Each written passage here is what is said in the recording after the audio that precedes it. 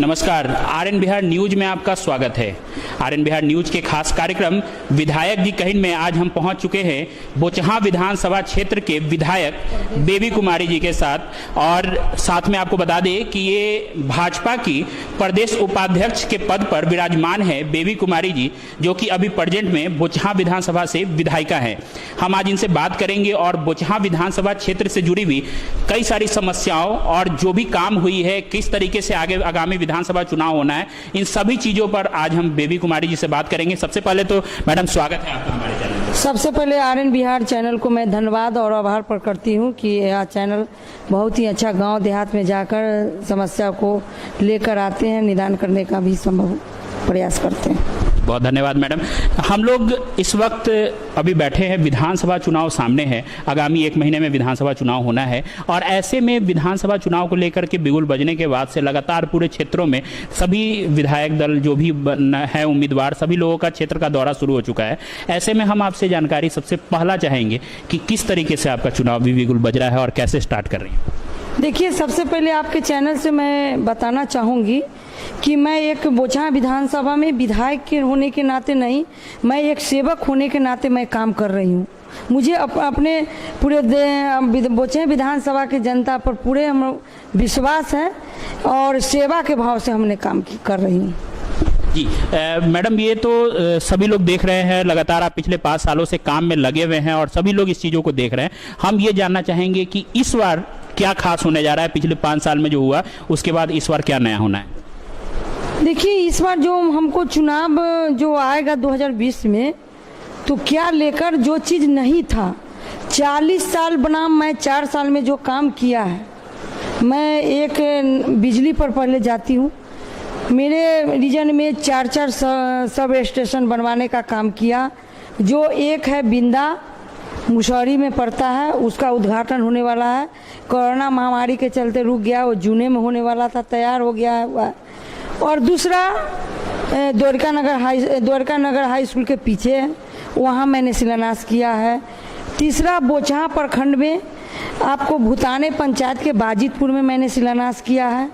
और आपको अहियापुर में बाजार समिति के कैंपस के अंदर में एक पावर सर्विस स्टेशन का शिलान्यास मैंने किया है। और मैं एक उदाहरण के तौर पर बताना चाहूँगी कि बोचहां विधानसभा में बिशुनपुर जगदीश आथर हैं, आज़ादी के 70 साल बाद भी लेकिन वहाँ बिजली नहीं था, मैंने वहाँ बिजली लगवाने का काम किया। और बोचहां में चले जाइए, महादलित टोला माझी टोला है, मझौली पंचायत, वहाँ भी एक भी घर में बिजली नहीं था। जिस समय मैं चुनाव में मैदान में उतरी तो वहाँ शाम का समय हो गया, मैंने देखा कि सभी जगह लाइट है, यहाँ लाइट क्यों नहीं है। तो वहाँ के मैं जनता माता बहनों से पूछी कि यहाँ लाइट है, तो वो कप सिरप के दिखाया कि इसी में हम लोग लाइट जलाती हूँ। तो हमने वादा किया था कि मैं जैसी जीतूंगी तो सबसे पहले मैं आप लोग के क्षेत्र मोहल्ला में बस्ती में मैं लाइट लगवाने का काम करूँगी। तो वहाँ भी लाइट लगवाने का काम की हूँ। जैसा कि मैडम इस बार पिछले चुनाव में आपने जीता और लगभग 40 साल तक सरकार में रहने के बाद रमई राम जी का रिप्लेसमेंट हुआ, जिसके बाद आप आई, वहाँ की जनता ने आपको प्रमुखता के साथ चुन करके सामने लाया, जनता ने आपको जगह दी, विधायक बनाया। उसके बाद आपने पिछले 5 साल में जो काम किया उसके बारे में आपने बहुत सारी चीज़ें बताई कि बिजली हर घर घर तक पहुँची है, सड़क पर भी बहुत सारा काम हुआ है, शिक्षा पर भी कुछ काम हुआ है, क्राइम रेशियो पर भी आपने कुछ काम किया है, वो जो कि वहाँ की जनता बता रही है। हमने जनता को सर्वे दिखाया है, वहाँ की जनता का सर्वे दिखाया है। तो मैडम, इस बार के चुनाव में आप पिछले बार तो निर्दलीय कैंडिडेट के तौर पर आई थी और कुछ कारणवश आपने निर्दलीय लड़ा था, लेकिन इस बार के चुनाव में क्या समीकरण है, किस तरीके से इस बार चुनाव आ रही है। देखिए, मैं ये इससे पहले भी आपको हम बताई हूँ कि मैं एक बोचहां विधानसभा में सेवक के रूप में काम कर रही हूँ और मैं एक बहन के रूप में, एक भगनी के रूप में, एक बेटी के रूप में मैं उस बोचहां विधानसभा में जाती हूँ। मुझे एक ही सपना था कि कैसे शिक्षा डेवलप करे, कैसे स्वास्थ्य डेवलप करे। तो मैं एक थोड़ा ब्रीफ करना चाहूँगी। जब स्वास्थ्य के क्षेत्र में जब मैं आई तो वहाँ पर एक मुशहरी में जहाँ 30 बेड का मैंने पीएचसी में बनवाने का काम किया। उसके बाद में SKMCH में चले जाइए, SKMCH में मरही क्षेत्र में पड़ता है। और आप लोग भी जानते हैं कि चमकी बुखार से कितना हम लोग परेशान हुए थे। तो मैंने अपने स्वास्थ्य मंत्री आदरणीय मंगल पांडे जी के, हम अपने नेता आदरणीय उप मुख्यमंत्री सुशील कुमार मोदी जी को और माननीय उप मुख्यमंत्री के बाद माननीय मुख्यमंत्री नीतीश कुमार जी को मैंने लेटर लिख के दी और उनको वस्तु स्थिति को हमने अवगत कराई। तो उन्होंने सुना और पीकू वार्ड बनाने का काम किया। तो मैं आपके चैनल के माध्यम से मैं सरकार के प्रति और मैं अपने बोचाहा विधानसभा के जनता के तरफ से उनका बहुत बहुत धन्यवाद और आभार प्रकट करती हूँ। जहाँ तक शिक्षा का बात हो मैं करती हूँ, आप पूछ रहे हैं, मैं आपको जहाँ जहाँ हमारे पहले 18 हाई स्कूल था, अभी 18 हाई स्कूल अपग्रेड हुआ है। हमारे विरोधी गिना रहे थे कि मैंने यह किया वो किया। मैं आगाह करना चाहती हूँ, जो 40 साल जो आदमी रहा वो आज तक सड़क का कोऑर्डिनेटर एरिया में नहीं था। मैंने कोऑर्डिनेटर एरिया में जोड़ने का काम किया। और जो बड़े बड़े रोड है, जो अखाड़ा घाट का रोड है, हमने करवाने का काम किया। आपको बोचाहा हॉस्पिटल वाला रोड को मैंने शिलान्यास किया। आपको वन विभाग तक शेरपुर में चले जाइए, वहाँ का रोड मैंने बनवाने का काम किया। उसके बाद आप खबड़ा में चले जाइए, 6 नंबर गुमटी जो शहर से जोड़ता है, उसको बनवाने का काम किया। पूसा मार्ग में जाती है जो रोड, उसको बनवाने का शिलान्यास बहुत जल्दी हो जाएगा, उसका भी टेंडर निकल गया है। आपको सैला हथौड़ी चले जाइए जो सिमरी बसंत से जाती है, मेना औराई तक जोड़ती है, उस रोड को हमने बनवाने का काम किया। सरफुद्दीनपुर से गुड़मी आतर जाने वाली रोड को मैंने बनवाने का काम किया। मझौली पंचायत में पासमान टोला में जाने वाली सड़क को बनवाने का काम किया। ऐसे 200 से ऊपर रोड हमने अपने सरकार के फंड से लेकर मैंने बनवाने का काम किया है। जो भी रोड बाकी है बहुत ही जल्दी शिलान्यास होने वाला है। तो मैंने कोऑर्डिनेटर एरिया में जो रोड नहीं था उसको मैंने जोड़ने का काम किया। मुझे एक ही एम है कि मेरे जनता फिर आशीर्वाद देगी। तो बुधनगरा पुल और अजवारा पुल का मेरा डिमांड है, उसको हम सरकार को संज्ञान में दी हूँ। और रोजगार कैसे बढ़े, हमारा क्षेत्र गरीब तबके के लोग जो प्रवासी मजदूर जो बाहर थे, हमने आंसू उन लोग को देखा है। तो हम अपने सरकार को संज्ञान में मैं दी हूँ कि यहाँ बड़े बड़े उद्योग बने, कि यहाँ जो हमारे प्रवासी मजदूर दूसरे राज्य में जाकर डेवलप करता है तो अपने घर में रहकर अपने बच्चों को अच्छा शिक्षा देंगे, अपने बच्चों को अच्छे परवरिश करेंगे। मेरा एक ही एम है, न कि एक नेता बनता है तो अपने घर और परिवार को सुधारने में लगता है। मुझे एम ये नहीं है, मेरा एक ही एम है कि कैसे बोचाहा का विकास हो और कैसे बोचाहा का विकास में डेवलप करे। इंडोर स्टेडियम मैं खेल से ज़्यादा लगाव रखती हूँ। तो हम जब जाते थे टूर्नामेंट में तो हमारे क्षेत्र के युवा साथी कहते थे कि मैडम जिस समय हम बुलाते हैं आप तैयार हो जाते हैं, तो यहाँ भी स्टेडियम बनना चाहिए। तो हमने विधानसभा में क्वेश्चन करके इंडोर स्टेडियम रहुआ में स्वीकृति हो गया है। यह कोरोना महामारी के चलते जो भी काम है 6 महीना पहले होने वाला था, तो आप लोग भी जानते हैं कि कोरोना के चलते सब कुछ बैक हो गया है। तो जहाँ तक बन पड़ा है, जो आता है चुनावी मेढक के तरह 2 महीना चुनाव में आया, दिखाया कि मैं भी कैंडिडेट हूँ। मैं आगाह आप लोग के माध्यम से करना चाहती हूँ कि 5 साल कहाँ रहा। कोई भी अपना परिवार को रिटायर कर जाता है तो अपना परिवार को संभाल के घर भर देता है, तब झूठों का आता दिखावा करने आता है कि हम सामाजिक सेवा। बेबी कुमारी से सीखे, मैंने एक नौकरी भी लगा, लेकिन मैं नौकरी नहीं की। एक ही ध्येय है कि बोचाहा को कैसे डेवलप करे, बोचाहा के जनता को कैसे आगे बढ़ाए। मेरा एक ही ध्येय है, उसी स्टैंड के साथ मैं काम कर रही हूँ, आगे भी करती रहूँगी। अपने जनता पर पूरा भरोसा है। जो भी काम नहीं बचा खुचा काम है उसको भी मैं आगे विश्वास दिलाती हूँ आप लोग के माध्यम से कि जनता आशीर्वाद फिर देगी। मैं फिर मैदान में आऊँगी और फिर जीतकर विधानसभा में जनता हमको पहुँचाने का काम करेगा। क्योंकि अपने जनता को मैं अपने 24 घंटा मैं जनता के सुख दुख में रहती हूँ। आप लोग के माध्यम से मैं बताना चाहूँगी कि कोई भी 2 महीना चुनाव का रहता है तो जनसंपर्क करता है। उतना दिन से कहा जनता जाग चुकी है। और आदरणीय प्रधानमंत्री नरेंद्र मोदी जी के नेतृत्व को जो मिला है, जो योजना एनडीए के सरकार ने दिया है और जो योजना हमसे बन पड़ा है, उसको हम 3 योजना जमीन पर उतारने का काम किया है। एक महिला होने के नाते मैं आप लोग के माध्यम से कहना चाहूँगी कि एक समय था कि हमारी गरीब माताओं बहनों को गैस चूल्हा क्या है वो नहीं जान रही थी। और एक समय था कि बड़े बड़े घर में वो 1 साल 1.5 साल नंबर लगाता था तो उसको घर में गैस चूल्हा आता था। आज देखिए, मैं बाढ़ के दरमियान में मैं गई, वो मूसलाधार बारिश हो रही थी, पोलोथीन टांगी हुई थी, उसमें मैं खटिया पर बैठी, वहाँ पर एक तरफ गैस चूल्हा रखे हुए थे। उस माताओं से पूछे कि दीदी बताइए कि यह गैस कौन दिया है, कब ली है? तो कहें कि दीदी विधायक जी अपना ही सके देन है कि मोदी सरकार ने दिए। तो हम कहें कि बहुत खुश है, तो बहुत खुश है। तो क्या है, मैं ये जवाब पूछी कि क्यों?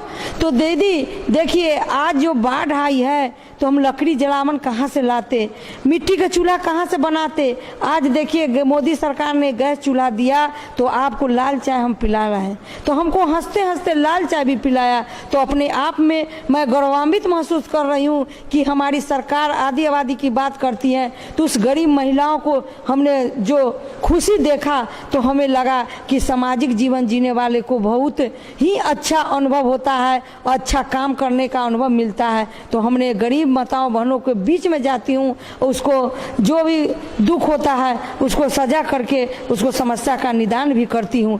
आज बापू और लोहिया का जो सपना था कि घर घर में शौचालय बने, इज्जत घर बने, एक समय था कि हम महिला होने के नाते मैं बताना चाहूँगी कि एक समय था कि हमारी माँ दादी नानी 4 बजे भोर का इंतजार करती थी कि कब 4 बजेगा कि मैं शौच करने के लिए मैं खेत में जाऊंगी। अब वो दिन देखने का नहीं है। हमारे देश के प्रधानमंत्री और एनडीए सरकार महिलाओं को सम्मान देने का काम किया कि सहयोग राशि 12-12 हज़ार देकर घर में हर गरीब महिलाओं के घर में शौचालय बनाने का भी काम हमारी सरकार किया। मुद्दा बहुत है, जन धन योजना है, गैस का है, किसान के लिए किसान सम्मान निधि है, मैं कितना योजना गिनाए, सभी जमीन पर है। जो काम हुआ है, जब विरोधी ने कहा कि ये जन धन योजना खुला है उससे कोई काम नहीं होगा, लेकिन इस कोरोना महामारी में हमारे गरीब जनता को लाभ मिला है। हमारे गरीब जनता एक ही नारा है, इस बार फिर एनडीए को सरकार को बनाना है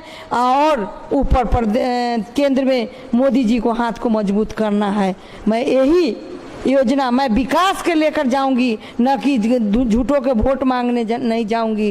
विकास लेकर जाऊंगी और जो बाकी काम रहेगा उसको मैं पूरा करने का आप लोग के माध्यम से आश्वस्त करती हूँ कि मैं जो स्टैंड पर उतरूंगी उस स्टैंड को मैं वादा करूंगी, उस पर मैं वादा पर उतरूंगी और जनता के बीच में सेवा करने का मौका फिर जनता देगी तो मैं आगे भी विकास का गंगा बहाने का काम करूंगी। बहुत सारी चीज़ें मैडम ने बताया कि केंद्र सरकार से लेकर के बुचहां तक में इन्होंने विधानसभा में किस तरीके से बातों को उठाकर बहुत सारी कामें करवाई। इन्होंने बहुत सारी मुद्दाओं को एक एक करके खोला। मैं आप सभी जनता जो भी लाइव अभी हमारे चैनल पर देख रहे हैं इन सभी चीज़ों को, मैं उनसे ये आग्रह करना चाहूँगा कि अगर आपके पास कोई सवाल है, क्योंकि बुचहां की विधायक बेबी कुमारी जी ने बताया है कि वो जनता के सवालों का सटीक जवाब अभी लाइव के माध्यम से देंगी। तो अगर कोई जवाब है, सवाल है, तो आप हमारे फेसबुक लाइव, यूट्यूब लाइव या कहीं से भी लाइव अगर आप हमारे चैनल को देख रहे हैं तो आप उस पर कमेंट कर सकते हैं और कमेंट करके अपनी सवाल बुचहां विधानसभा के विधायिका बेबी कुमारी जी से आप पूछ सकते हैं। अभी फिलहाल बेबी जी हमारे साथ लाइव है और इसी लाइव में आप हमसे सवाल कर सकते हैं और बेबी कुमारी जी आपके इस लाइव का जवाब देंगी। तो आप जो भी सवाल है आपका बेझिझक पूछिए। फिलहाल हमारे साथ बेबी कुमारी जी बनी हुई हैं और हम लोग उनसे बातचीत कर रहे हैं। एक और चीज जानना चाहेंगे मैडम कि इस बार भाजपा बिहार में जो सीट का जो लेकर के बंटवारा को लेकर के थोड़ा सा कुछ पेचीदा फंसता जा रहा है, इसमें बुचहां आपका पूरी तरह से सिक्योर है? किस तरीके से है कि पिछले बार की तरह कोई गठबंधन में किस तरह की कोई दिक्कतें तो नहीं आ सकती? देखिए, मैं अपने नेता पर पूरा भरोसा करती हूँ। शीर्ष नेतृत्व जो निर्णय लेगा वो सर्वोपरि है, क्योंकि वोट जनता देती है। मैंने काम किया है और अपने नेता पर पूरा भरोसा है।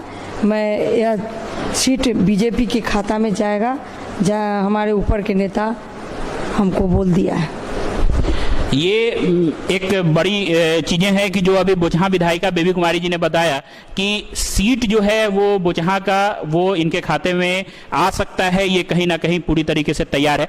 मैडम, हम सीट से अलग हटेंगे, अब बोचहां के बारे में थोड़ा सा जानकारी बातचीत करना चाहेंगे, बोचहां विधानसभा के बारे में। कुछ लोगों से हमने मिला, हमारे चैनल मिली और लोगों से बातचीत की, सभी चीज़ों को हमने जनता को दिखाया भी। कुछ लोगों ने आपका पुरजोर समर्थन किया, कुछ लोग विरोध में भी सामने आकर के खड़े हुए, कुछ लोगों का और जो काम अधूरा है उसको मैं आपके माध्यम से मैं विश्वास दिलाती हूँ, उस काम को मैं पूरा करूँगी। और जहाँ तक और सवाल जवाब आप कर रहे हैं तो मैं दवा के साथ कह रही हूँ कि हमसे ज़्यादा घूमने वाला कोई भी विधायक होगा तो मैं राज्य छोड़। एक बड़ा सवाल है बोचहां विधायिका बेबी कुमारी जी का कि अगर इनसे ज्यादा घूमने वाला अगर कोई नेता अगर क्षेत्र में दिखा तो ये छोड़ देंगी राजनीति करना, बोचहां विधानसभा से राजनीति करना छोड़ देंगे। मैम, ये सब तो बातें सही है, कोई अगर सवाल है आपका तो आप उसको पूछ सकते हैं। बोचहां विधायिका बेबी कुमारी जी लाइव में अभी हमारे साथ, जो भी सवाल आपका होगा उस सवाल का जवाब देगी। कोई सवाल हो तो हमारे टेक्नीशियन हमें बता सकते हैं। मैम, हम और भी जानकारी चाहेंगे बोचहां विधानसभा के बारे में। बोचहां विधानसभा क्षेत्र 35 पंचायत का क्षेत्र है और जनता भी लगभग 28 लाख के आसपास आपके वोटर्स भी हैं। हाँ, 3,24,000 वोटर है जैसा कि आपने बताया। तो 3 लाख प्लस आपके पास वोटर हैं, तो इसको किस तरीके से देख रही है? 3 लाख वोटर का किस तरीके का समीकरण बैठना है, किस तरीके से पिछले बार हुआ था, कितने वोट से आप जीती थी और इस बार किस तरीके से आगे आप अंदाजा लगाएंगे? देखिए, मैं तो आपसे इससे पहले भी बताई कि मैं एक विधायक नहीं, एक बेटी होने के नाते मैं सेवा कर रही हूँ। मुझे अपने जनता को पूरा भरोसा है कि पिछले बार 25,000 से जिताने का काम किया, इस बार भी मुझे उम्मीद है कि दुगना वोट से जिताकर हाउस में देने का काम करें। पूरी तैयारी है? मैं पूरी तैयारी हूँ। मैं मौका देगी जनता तो और डेवलप करूँगी। राहुल जी का सवाल है कि अगर बोचा में अगर आपको दोबारा मौका मिलता है तो कुछ नया क्या करिएगा? कोई राहुल जी कोई सवाल कर रहे हैं जैसे में कि बोचहां में अगर आपको दोबारा मौका मिल रहा है तो जो पिछले बार आपने किया, जैसा मैंने भी आपसे पूछा, ये सवाल का जवाब शायद राहुल जी मिल चुका है, लेकिन फिर भी जो पीछे में आप जो किया सवाल नया जो भी किया है उसमें आप नया क्या करेंगे? इस बार नया क्या होगा उसके अलावा? क्योंकि राहुल जी नमस्कार, मैं आप इसे RN बिहार चैनल के माध्यम से मैं बताना चाहूँगी कि अगली बार मैं फिर आती हूँ तो जो प्रवासी मजदूर भाई जो बाहर से आए थे, इतना परेशानी हुआ था, तो बड़े बड़े उद्योग यहाँ बने कि बाहर नहीं जाए। मेरा और शिक्षा पर फोकस रहेगा कि बड़े बड़े यहाँ BEd कॉलेज जैसा और बड़े बड़े इंजीनियरिंग कॉलेज खुले कि हमारा जो छात्र छात्राएँ जाती है दूसरे राज्य में, कोटा कहाँ वो नहीं जाए, बिहार में रहे। अगर और भी कोई सवाल हो आपका तो आप पूछ सकती हैं। मैडम, एक चीज़ हम जानना चाहेंगे, कल संबित पात्रा आए थे राष्ट्रीय प्रवक्ता भाजपा के, उन्होंने अपने बयान में कहा था कि 1 लोटा पानी राजद को ले डूबेगा, और ये इस चीज़ों का सवाल हमने रमई राम जी से किया। पूर्व मंत्री रमई राम आपकी बोचहां विधानसभा से इस बार बता रहे हैं खुद को भावी प्रत्याशी फिर से विधानसभा का, तो उनसे जब मैंने सवाल किया तो वो बताया कि ये उनकी मौत पर बहुत बड़ा ये तमाचा मार रहे हैं वो लोग, उनकी मौत पर श्रद्धांजलि नहीं दे रहे हैं भाजपा। इस पर क्या मैम कुछ टिप्पणी करना चाहेंगे? देखिए, हमारे जो नेता थे रघुवंश बाबू, आदरणीय सम्मानीय थे, वो जो वट वृक्ष का जिस तरह पौधा लगाता है वट वृक्ष का, और उन्होंने वृक्ष इतना बड़ा लगाए, और उन्हीं को कहते हैं लालू जी के बेटा कि ये 1 लोटी समुद्र है, समुद्र में से 1 लोटा पानी, जो जिन्होंने जन्म दिया उन्हीं को बारे में हस्तक्षेप किया कि 1 लोटा पानी से होता है क्या। तो यही से प्रतीक होता है कि कितने पढ़े लिखे हैं और कितने अनुभवी हैं, इसी से पता चलता है। आज हमारे अभिभावक रघुवंश बाबू नहीं थे, इनके पर आपके माध्यम से इनके चरणों में पुष्प निवेदित करती हूँ, श्रद्धा सुमन अर्पित करती हूँ कि उन्होंने बहुत सींचा RJD को, लेकिन RJD वाले उनको उनका लालू जी मानिए, लालू जी के बेटा ऐसे किया है, वो बहुत ही गलत है। वह जितना कहेंगे वो अंदर लेंगे। हम कह सकते हैं कि आपके जैसे आपने बताया कि कितना पढ़े लिखे और कितना समझदार है, कितना सक्षम है, तो इस चीज़ों पर कह सकते हैं क्या कि वो बिहार के कमान संभालने के सक्षम है या नहीं? बिल्कुल नहीं। जो हमारा युवा, हम आपके माध्यम से बताना चाहूँगी कि जो भी युवा साथी पढ़ा लिखा है उनके साथ नहीं है। अच्छा, लगातार वो युवाओं की बात कर रहे हैं, नेता प्रतिपक्ष तेजस्वी यादव लगातार युवाओं की बात कर रहे हैं, बेरोजगारी पर लगातार सवाल उठा रहे हैं कि भारत में बेरोजगारी बढ़ी, बिहार में बेरोजगारी बढ़ी है, और लगातार बहुत सारे सवाल उनका आ रहा है। एजेंडा तो अभी लगातार खुल करके उनका एक करके सामने आ रहा है। अभी वो कुछ दिनों पहले लालटेन जलवाए सभी लोगों से रात में 9 बजे 9 तारीख को। उसके अलावा भी लगातार ये बेरोजगारी के खिलाफ लगातार खुल करके सामने आ रहे हैं कि बेरोजगारी और युवाओं को आगे बढ़ाना है। इस पर क्या कहना है? लालटेन में तो पेन दिए नहीं है तो दीप कहाँ से जलाएंगे? वो बिजली का हो गया जमाना, डिजिटल इंडिया हो गया, अब कंप्यूटर का जमाना हो गया। तो फालतू में बोल रहे हैं, उनका कोई काम ही नहीं है तो बोलने का वाला कुछ है? उनकी माता जी, उनके पिताजी इतना दे रहे तो कितना लोग को रोजगार दिए? जो मान रोजगार देते तो ये हम बिहार में नहीं रहते। जंगल राज्यों को बोलना चाहिए। जंगल राज पर मैं टिप्पणी पे टिप्पणी नहीं करना चाहूँगी। वो शीर्ष नेतृत्व हमको खुद वो लोग अपना टिप्पणी करते हैं, मैं अपने बोझा पर ज़्यादा फोकस करती हूँ। अच्छा, बोझा से रिलेटेड और कोई सवाल हो तो टेक्नीशियन बताएंगे। बोझा की जनता आपसे, बोझा की जनता के लिए लास्ट हम चाहेंगे तो अपने कार्यक्रम में कि आप क्या अपील करना चाहेंगे बोझा की जनता? बोझा में मतदाताओं से मैं और जनता जनार्दन से अपील करना चाहती हूँ कि भ्रष्टाचारियों और बिचौलिया से बचे, और जो चुनावी मेढक आया है और रंग बिरंग के बात कहते हैं उनसे बचिए और एनडीए को वोट दीजिए। बहुत बहुत धन्यवाद। ये थी बोचहा की विधायक बेबी कुमारी जो हमारे साथ लाइव जुड़ी हुई थी अभी आरएन बिहार न्यूज पर खास कार्यक्रम में, और बहुत सारे मुद्दों पर इन्होंने हमारे साथ बातचीत किया। बोचहा से रिलेटेड और भी बहुत सारे मुद्दों पे बात किया इन्होंने और बहुत सारी चीजें बताई, और सबसे खास बातें कि अगर इनसे ज्यादा घूमने वाला क्षेत्र में अगर कोई विधायक मिल जाए तो ये राजनीति छोड़ देंगे। साथ ही तेजस्वी यादव को भी इन्होंने बताया कि वो बिहार के सक्षम मुख्यमंत्री नहीं साबित हो सकते हैं। तो आप सुन रहे थे बोचहा की विधायिका बेबी कुमारी जी को हमारे चैनल आरएन बिहार न्यूज से लाइव, और आगे भी हम लोग क्षेत्र का भ्रमण करते रहेंगे, क्षेत्र की अन्य जानकारियां भी देते रहेंगे, और भी जो विधायक के कैंडिडेट और विधायक हैं उन सभी से बातचीत करेंगे और आप तक उनकी मोटिव को पहुंचाने की कोशिश करते रहेंगे। तब तक आप देखते रहिए आरएन बिहार न्यूज को। तब कैमरा पर्सन आंसू और अभिषेक के साथ अंकित, आरएन बिहार न्यूज मुजफ्फरपुर।